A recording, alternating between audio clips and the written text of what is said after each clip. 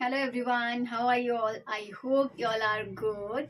So, as I told you why I was not posting my video, actually I was not feeling good from some last days.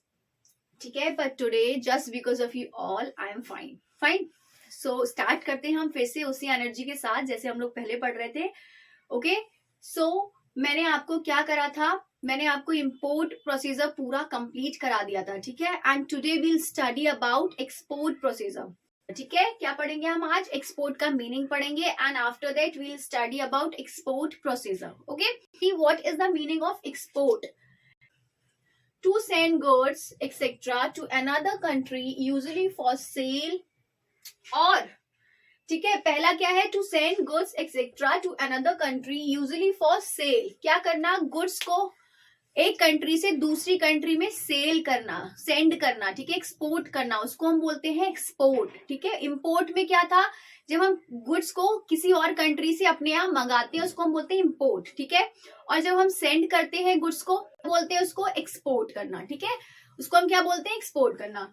और दूसरा meaning क्या है इसका? Sending goods to another country for sale. Same meaning है. So this is the meaning of export. Now see what is the export procedure. As I told you that import procedure is very important for you all, then the same is here. ठीक है, export procedure is also very important. अगर आपने import समझा होगा तो export आप easily समझ जाएंगे. ठीक है, देखिए first point is receipt of inquiry and sending quotations. Receipt of inquiry and sending quotation का मतलब क्या था? मैंने आपको बताया था इंपोर्ट प्रोसीजर में कि क्या करते हैं, इंपोर्टर इंक्वायरी लेते हैं गुड्स की. ठीक है, कि गुड्स, ये सारे गुड्स जो उनको चाहिए वो वहां पर अवेलेबल है या फिर नहीं है, और जिस तरह की क्वालिटी, जिस तरह की चीजें, जो भी उनको प्रोडक्ट जिस तरह का भी चाहिए वो है या नहीं है. ठीक है, तो वही यहाँ पर है कि रिसिप्ट ऑफ इंक्वायरी, वही इंक्वायरी की रिसिप्ट जो होती है वो एक्सपोर्टर के पास होनी चाहिए. ठीक है, एक्सपोर्टर को चाहिए होती है. And sending quotation. अब now what is quotation? Receipt तो हमें पता चल गया कि इंक्वायरी की रिसिप्ट होती है जो इंपोर्टर एक्सपोर्टर को भेजता है. But now what is quotation? Quotation वो होता है जो एक्सपोर्टर भेजता है इंपोर्टर को. मतलब कि if exporter is having all those goods which importer needs, तो वो क्या करेगा? एक कोटेशन भेजेगा. किसको? इंपोर्टर को भेजता है. ठीक है, इंपोर्टर को एक कोटेशन भेजेगा कि हाँ चाहिए, हम हमारे पास सारे गुड्स हैं, तो उसी को हम क्या बोलते हैं? कोटेशन, जो एक एक्सपोर्टर इंपोर्टर को सेंड करता है. ठीक है, then next is receipt of order और इंडेंट. रिसिप्ट ऑफ ऑर्डर और इंडेंट मतलब कि इंपोर्टर क्या करता है, जब उसको इंक्वायरी मिल जाती है, जब वो एग्री हो जाता है प्रोडक्ट्स के लिए, तो उसको क्या करना पड़ता है? वो अपना ऑर्डर देता है. तो उसी ऑर्डर की रिसिप्ट एक्सपोर्टर को चाहिए होती है, कि रिसिप्ट उसको मिल जाती है. ठीक है, और इंडेंट, या फिर इसको इंडेंट बोलते हैं या फिर ऑर्डर. ठीक है, now next point is assessing importers credit worthiness and securing guarantee for payment. अब एक्सपोर्टर दूसरी कंट्री का है, इंपोर्टर दूसरी कंट्री का है, तो क्या हम ऐसे ही किसी पर ट्रस्ट कर सकते हैं? नहीं कर सकते. ठीक है, इसके लिए क्या करना होता है? उसको, जो एक्सपोर्टर है उसको अपना सिक्योरिटी चाहिए होती है. वो सिक्योरिटी कैसे होता है? एलओसी. मैंने आपको इंपोर्टर में भी पढ़ाया था कि इंपोर्टर एलओसी देता है एक्सपोर्टर को. एलओसी क्या होता है? Letter of credit. ठीक है, लेटर ऑफ क्रेडिट, इसको क्या बोलते हैं? एलओसी. ये कौन देता है? इंपोर्टर देता है एक्सपोर्टर को, जिससे एक्सपोर्टर सिक्योर हो जाए कि हाँ, जो जिस पार्टी से उसने डील की है दैट इज ट्रस्टवर्दी. ठीक है, now next one is obtaining export licence. अब जब उसने सब चीजें उसकी क्लियर हो गई है, तो उसको क्या करना चाहिए? क्या होगा? उसके पास एक लाइसेंस होना चाहिए जिससे कि वो गुड्स को क्या कर पाए? एक्सपोर्ट कर पाए. ठीक है, उसके पास एक लाइसेंस होना चाहिए जिससे भी गुड्स को क्या करे? एक्सपोर्ट कर पाए. ठीक है, then next one is production और प्रोक्योरमेंट ऑफ गुड्स. अब जब उसको लाइसेंस भी मिल गया है तो वो क्या करेगा? गुड्स को प्रोड्यूस करना. ठीक है, उसका क्या करना? प्रोडक्शन करना और प्रोक्योरमेंट करना स्टार्ट कर देगा, क्योंकि सारी चीजें क्लियर हो चुकी हैं, उसको ऑर्डर भी मिल चुका है, importer is also agree with the goods. ठीक है, लाइसेंस भी मिल चुका है. सो नाउ किस चीज का वेट करना उसको? ठीक है, तो वो क्या करेगा? अपना प्रोडक्शन स्टार्ट कर देगा और प्रोक्योरमेंट स्टार्ट कर देगा गुड्स का. ठीक है, then next one is pre shipment inspection. Pre shipment inspection क्या होता है? जैसे कि जब गुड्स हमारे इंडिया से या फिर किसी और कंट्री से, जो भी हो, जो भी हम एक्सपोर्ट करते हैं गुड्स, ठीक है, अगर वो जा रहे हैं किसी कंट्री में, तो उसके पहले क्या होता है? प्री शिपमेंट, मतलब शिप में रखने से पहले एक इंस्पेक्शन होता है, एक चेकिंग होती है कि कहीं कोई ऐसा मटेरियल तो नहीं जा रहा है दूसरी कंट्री में जो कि इलीगल है, जो वैलिड नहीं है, जिससे कि हमारी क्या होगी, इंडिया की रेपुटेशन खराब होगी अगर ऐसा कुछ भी होता है तो, ठीक है। इसीलिए वहां पर क्या होता है, इंस्पेक्शन होता है, चेकिंग होती है कि ऑल गुड्स आर वैलिड और नॉट, ठीक है। if they are sending illegal goods then it will create problem for us, ठीक है। सो इसीलिए क्या होता है, प्री शिपमेंट इंस्पेक्शन होता है। Now next one is excise clearance. Excise clearance क्या होता है, यहाँ पर एक ड्यूटी चार्ज होता है गुड्स को क्लियर कराने के लिए, ठीक है। तो वो ड्यूटी यहाँ पर चार्ज करते हैं लोग, उसके बाद ही गुड्स को क्या करते हैं, क्लियर करते हैं, ठीक है। Next one is obtaining certificate of origin. Obtaining certificate of origin का मतलब एक सर्टिफिकेट होता है एक ऐसा सर्टिफिकेट होता है जिसमें आपको, अगर आपके पास ये सर्टिफिकेट है so you can get some discount, ठीक है। तो ये ऐसा क्यों होता है, यहाँ पर देखिए क्या होता है, कुछ गुड्स ऐसे होते हैं जिसपे हमें क्या होता है, डिस्काउंट मिलता है, ठीक है, जिसपे चार्ज कम जाता है। तो अगर आपके पास ये सर्टिफिकेट है then you can get the discount, fine.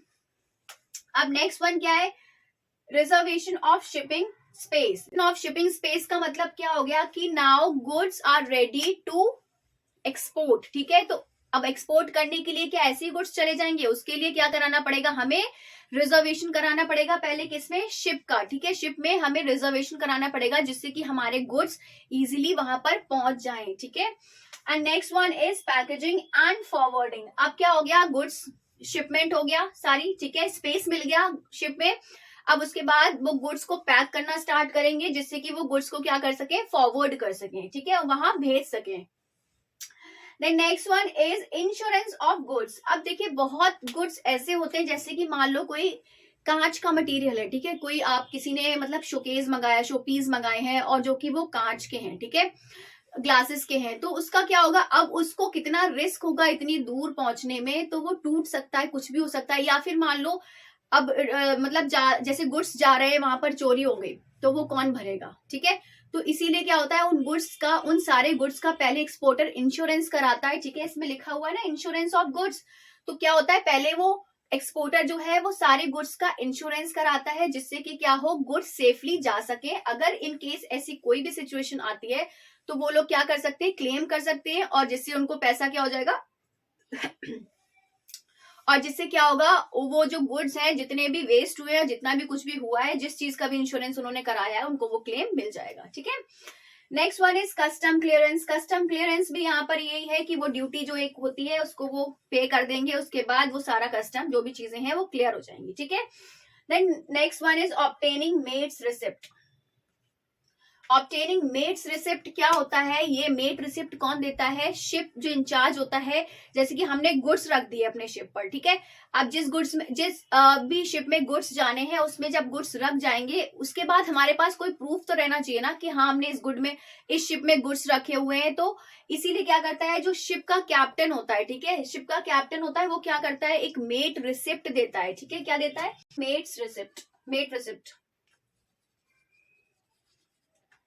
किसको देता है, एक्सपोर्टर को, ठीक है, मेट रिसिप्ट देता है शिप कैप्टन, देता किसको, एक्सपोर्टर को, जिससे कि एक्सपोर्टर के पास प्रूफ रहे कि हाँ उसने गुड्स क्या करे हैं, उसमें एक्सपोर्ट किए हैं, शिप पर रखे हुए हैं, ठीक है, और कौन सी शिप में क्या है सारी उसमें क्लियर जो भी डिटेल्स होती है वो लिखी होती है, ठीक है।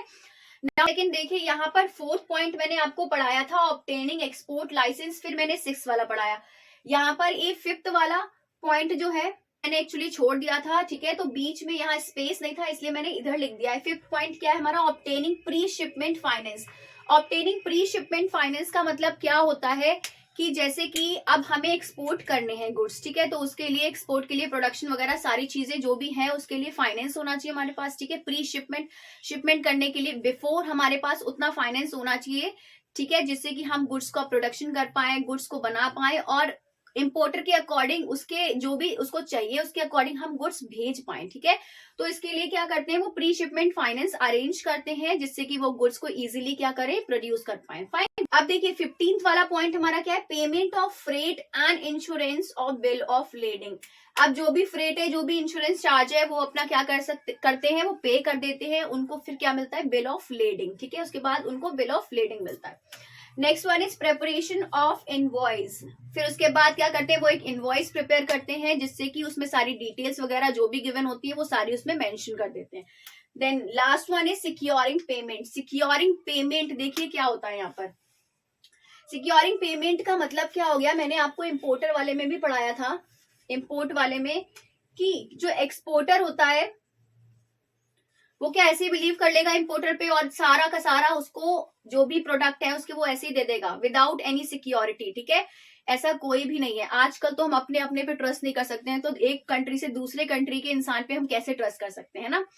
तो देखिए यहाँ पर एक्सपोर्टर है, तो एक्सपोर्टर क्या करता है, ये सारा जो भी प्रोडक्ट है जो भी चीजें हैं वो डायरेक्ट बैंक को देता है, ठीक है, बैंक को देता है। अब बैंक ये सारे गुड्स कैसे रिलीज करवाएगा इंपोर्टर को, जब इंपोर्टर सारा जो पेमेंट है बैंक को कर देगा, उसके बदले में बैंक उसको बिल्स ऑफ एक्सचेंज देगा, बिल्स ऑफ एक्सचेंज देगा, उसके बाद ही ये गुड्स इंपोर्टर को मिलेगी, ठीक है। एक्सपोर्टर बैंक को देगा, बैंक फिर इंपोर्टर को कैसे देगा, जब इंपोर्टर सारा पेमेंट बैंक को कर देगा उसके बाद बैंक क्या देगा इंपोर्टर को, बिल्स ऑफ एक्सचेंज मिलेगा, जिससे वो प्रूफ होगा कि हाँ इंपोर्टर ने सारी पेमेंट कर दी है, सारी चीजें क्लियर कर दी हैं। Now importer can have the products, ठीक है, हैव द गुड्स, फाइन। सो ये इसका मतलब हुआ सिक्योरिंग पेमेंट, क्योंकि एक्सपोर्टर अपने पेमेंट को सिक्योर करता है। Exporter can not trust anyone like this, ठीक है, तो इसीलिए वो अपनी सिक्योरिटी के लिए क्या करता है, गुड्स को बैंक के पास देता है। So these all 17 points we have in export procedure, ठीक है। इंपोर्ट प्रोसीजर में भी हमारे पास 10 पॉइंट्स थे अप्रोक्स, ठीक है, but here we have 17 points. आप एक पढ़ लेंगे तो दूसरा आपको इजीली ऐसे ही समझ में आ जाए, क्योंकि सारी वही चीजें होती हैं, थोड़ी बहुत आगे पीछे होती हैं। अगर आप ढंग से कॉन्सेप्ट समझ के पढ़ेंगे तो आपको सब कुछ समझ में आएगा, ठीक है, इट इज वेरी इजी, तो ध्यान रखिएगा। और बाकी जितने भी पॉइंट्स इसके हैं, ठीक है, मैंने आपको इसका जो कॉन्सेप्ट है, जिसका जो बेसिक है वो मैंने आपको समझा दिया है। अब आपका काम रह गया है कि आप अपनी बुक से पढ़ेंगे, एनसीईआरटी की बुक से पढ़ेंगे, ठीक है, जिससे आपको और अच्छे से चैप्टर क्लियर हो जाए, फाइन। तो ये था हमारा मीनिंग ऑफ एक्सपोर्ट। इसके बाद हमारी एक वीडियो और रह गई है, इसका इंटरनेशनल बिजनेस वाला जो चैप्टर है हमारा, ठीक है, इंटरनेशनल ट्रेड का जो चैप्टर है, एक वीडियो में और हो जाएगा हमारा फिर, ठीक है। हमारा बिजनेस का जो सिलेबस है वो पूरा फिनिश हो जाएगा 11th क्लास का, ठीक है। तो आपका ये बिजनेस स्टडीज का I think second last video है, इसके बाद एक और वीडियो आएगा, फिर हम पूरा कंप्लीट कर लेंगे, okay. So I hope you all understood, then kindly do like, comment, share and subscribe my channel. So till then bye bye, take care, have a good day and take a screenshot.